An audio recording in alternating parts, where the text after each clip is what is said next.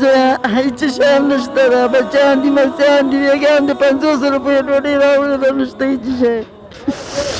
د نږدې هغې خبرې هم نشته.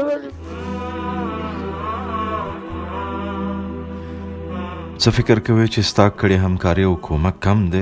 نه، هیڅکله هم نه، بلکې ستا د همدې کومک او مرستې په وجه یو بېوزله نهار موړ او یو ناچاره او بېروزګاره ته د رزق د ګټلو ذریعه وګرځېدله.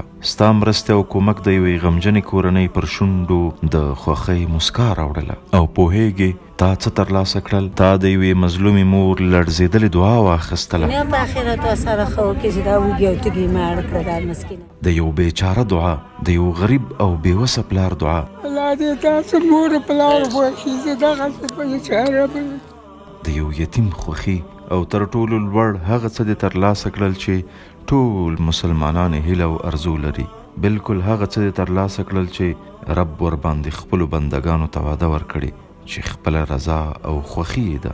خوښ اوسه چې الله ته او ستا مال غوره ګڼلي چې د خیر په کارونو کې یې درڅخه مصرفوي او د آخرت لپاره د نیکو اعمالو تله دې ورباندې درنوي. خوښ اوسه. راځئ چې د دې مظلوم او بیچاره اولس لاسنیوی وکړو او له دې بد حالت څخه یې په خپلو همکاریو رابهر کړو او د آرام ژوند سبب یې وګرځو.